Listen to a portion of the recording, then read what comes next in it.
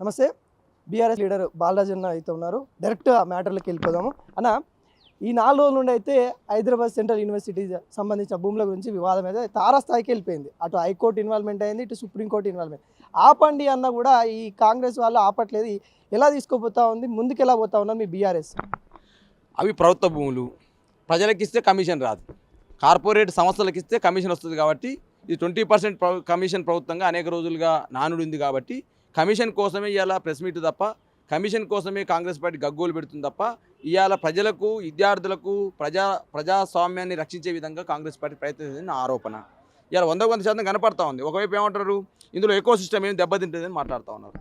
ఇలా లక్షలాది సంబంధించినటువంటి నెమళ్ళు కావచ్చు, పక్షులు కావచ్చు, పక్షి జాతులు కావచ్చు, వేలాది జంతు జాతులు కావచ్చు, అదేవిధంగా చెరువులు కావచ్చు, అదేవిధంగా మష్రూమ్ రాక్స్ కావచ్చు, అనేక రకాల వైవిధ్యభరితమైనటువంటి వృక్ష సంపద ఎకో సిస్టమ్ దాంట్లో ఉందని చెప్పేసి అనేక నివేదికలు ఇలా నేను అంటా ఉన్నాను. ముఖ్యమంత్రి గారికి చదువు వస్తే, ముఖ్యమంత్రి గారికి వెబ్సైట్ చూడడం వస్తే, వెళ్ళి ఎస్యూ వెబ్సైట్కి వెళ్ళి చూస్తే ఆ 400 ఎకరాల్లో ఎటువంటి ఎకో సిస్టమ్ ఉందో అర్థమైంది ముఖ్యమంత్రి గారు.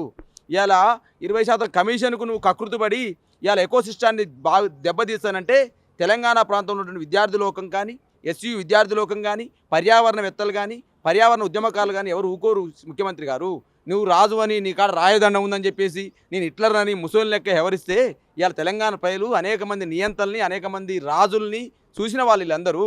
కాబట్టి ఇలా ముఖ్యమంత్రి ఇలా ఏకపక్షంగా వ్యవహరిస్తూ 400 ఎకరాలని కార్పొరేట్లకు అప్పచెప్పి 30,000 కోట్లలో కమిషన్ గుంజుకోవాలనే ప్రయత్నం చేస్తే ఎవరేం మాట్లాడతారు?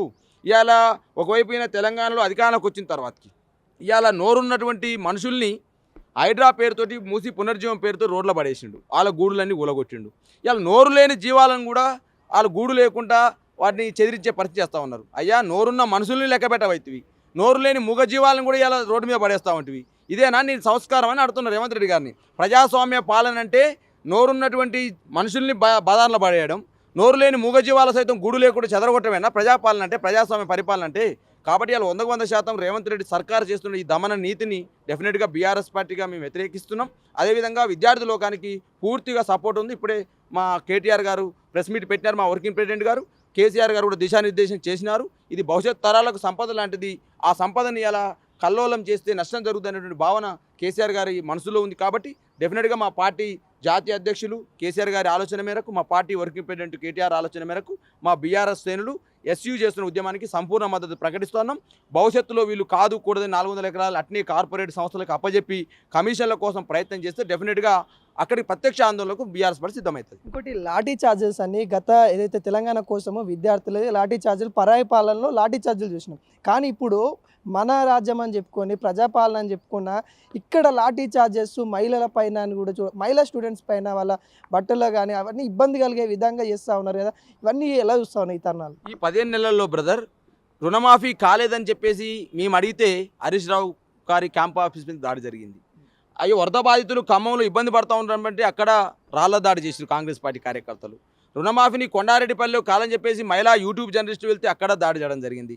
ఉస్మాన్ యూనివర్సిటీలో డిఎస్సీ వేస్తామని చెప్పేసి అన్నావు, మెగా డిఎస్ అన్నావు, దగా చేసినవు. ఇలా నిరుద్యోగులను ఓట్లేసుకొని గెలిచినవు. ఇలా దగా చేస్తామని చెప్పేసి ఉస్మాన్ షెట్తో మాట్లాడితే అక్కడ టెంటు బీకేసి అక్కడ విద్యార్థులపైన లాఠీ చార్జీ. అశోక్ నగర్ చౌరాస్తాలో గ్రూప్ 1 సంబంధించినటువంటి దాని మీద అన్యాయం జరుగుతుందని చెప్పేసి నువ్వేదో జీవో తీసుకొచ్చినావు, 29 జీవో తీసుకొచ్చినావు. ఆ 29 జీవో వల్ల ఎస్సీ ఎస్టీ బీసీ మైనార్టీ వర్గాలకు నష్టం జరుగుతుంటే అక్కడ లాఠీ చార్జ్ చేసినావు. అంటే ఈ 15 నెలల్లో రేవంత్ రెడ్డి గారు సర్కారు తీసుకొచ్చిన మార్పు ఏంటంటే లాఠీ చార్జీ మార్పు, ఎవరైనా అడిగితే ప్రశ్నిస్తే జైళ్ళ మార్పు తప్ప కొత్త మార్పు లేదని చెప్పి నేను భావిస్తూ ఉన్నాను. ఇవాళ నేను అంటా ఉన్నాను, ఇవాళ ఇత్తోది పెడితే చెట్టు రాదుగా బ్రదర్.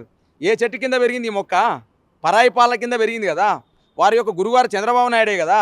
చంద్రబాబు నాయుడు కింద పెరిగిన చెట్టుకు తెలంగాణ ఆనమాలు రావాలంటే, తెలంగాణ ఆలోచన రావాలంటే రాదు కదా. ఇది పరాయి చెట్టు కింద పెరిగిన చెట్టు కాబట్టి పరాయి ఆలోచన వస్తూ ఉంది. పరాయి ఆలోచన చేస్తుంది కాబట్టి ఈ విద్యార్థుల్ని ఇవాళ ఇష్టం వచ్చినట్టు కొడతా ఉన్నాడు. విద్యార్థినులను చూడకుండా, అమ్మాయిలను చూడకుండా వాళ్ళ చున్నీలు లాగడము, బట్టలు లాగడము, వాళ్ళని ఏదైతే డీసీఎంలో ఎక్కించడము, జైల్లో పెట్టడం. ఇద్దరికి ఆల్రెడీ పిహెచ్డీ విద్యార్థులు ఆల్రెడీ జైల్లో పెట్టినట్టు ఇద్దరిని.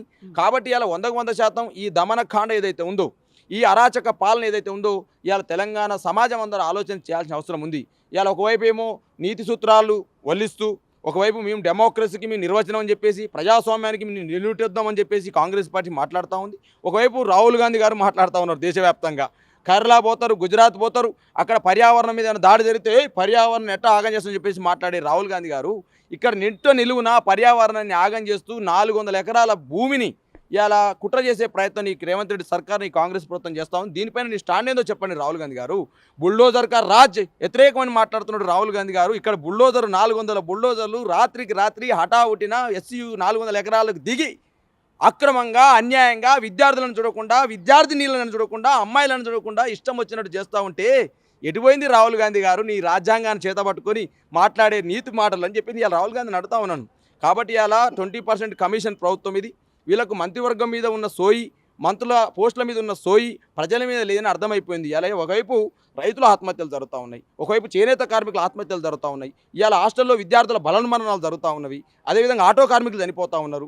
ఇలా అనేక రకాల ఆక్రందనలు, రైతులు నీళ్లు లేక కన్నీళ్లు పెడతా ఉంటే రైతు కళ్ళల్లో కన్నీళ్లు చూస్తున్నటువంటి ఈ కాంగ్రెస్ ప్రభుత్వం ఆనందపడుతుంది తప్ప రైతు కన్నీళ్ళని ఎట్లా తూడ్చాలనే ఆలోచన చేయట్లేదు. ఇవాళ ఒక్కసారన్నా రైతుల ఆత్మహత్యలు చేసుకోదని చెప్పేసి ఒక విజ్ఞప్తి చేసిందండి ఈ నిమ్మకు నీరెత్తని ప్రభుత్వం. కాబట్టి ఇలా ప్రజలు గమనిస్తూ ఉన్నారు. డెఫినెట్గా ఎస్సీయూ చేస్తున్నటువంటి విద్యార్థి పోరాటానికి ఇవాళ మేమే కాదండి, దేశవ్యాప్తంగా జర్నలిస్టులు, దేశవ్యాప్తంగా పర్యావరణవేత్తలు, సినీ సెలబ్రిటీస్, ప్రత్యేకంగా రేణు దేశాయ్, అదేవిధంగా ప్రకాష్ రాజ్, చాలామంది నాగవంశీ లాంటి అనేక మంది young generation directors, heroines, celebrities ఇలా చెప్తా ఉన్నారు ఇది అన్యాయం అని చెప్తా ఉంటే, అన్యాయం అని చెప్తున్నా కూడా అట్నే చేస్తా పో అంటే ఈ నియంతకు ఏం చేస్తాము, 3 సంవత్సరాలు ఆగుతాం అంతే, అల్ల ఏం లేదల్లా. ఈ నియంతను ఏం చేస్తాము, నీరో చక్రవర్తి లెక్క ఎవరిస్తా, హిట్లర్ లెక్క నేను ఎవరిస్తా, ముసోలిని లెక్క ఎవరిస్తా అంటే ఈ నీరో చక్రవర్తి ఏం చేస్తాము, 3 సంవత్సరాలు ఆగుతాము, 3 సంవత్సరాల తర్వాత నేలకేసి బండకేసి కొడితే కీసు అంటావు రేవంత్ రెడ్డి. నీలాంటి వాళ్ళు ఎంతోమంది చూసిరా తెలంగాణ ప్రాంతం, తెలంగాణ గడ్డ. కాబట్టి రేవంత్ రెడ్డి అనుకుంటున్నావో అధికారం శాస్త్రం అని చెప్పి మా కేటీఆర్ గారు మాట్లాడిన శాసనసభలో చీల్చి చెండాడిండు. అధికారం శాస్త్రం అని నిర్వహిస్తున్న రేవంత్ రెడ్డి గారు సామాన్యుడిగా మేము చెప్తా ఉన్నాము, ఒక రాష్ట్ర స్థాయి కార్పొరేషన్ చైర్మన్గా చెప్తా ఉన్నాను, మాజీ కార్పొరేషన్ చైర్మన్గా, ఒక ఉద్యమకారుడిగా చెప్తా ఉన్నాను. రేవంత్ రెడ్డి గారు అధికారం శాస్త్రం కాదు, ప్రజలు శాస్త్రం, ప్రజలు ఇచ్చినటువంటి పవర్ శాస్త్రం తప్ప అధికారం శాస్త్రం కాదు. రేవంత్ రెడ్డి గారు విద్యార్థులు ఎగనైనా మనుషుల లెక్క చూడు, మానవత్వంతో చూడు, కమిషన్తో చూడకు.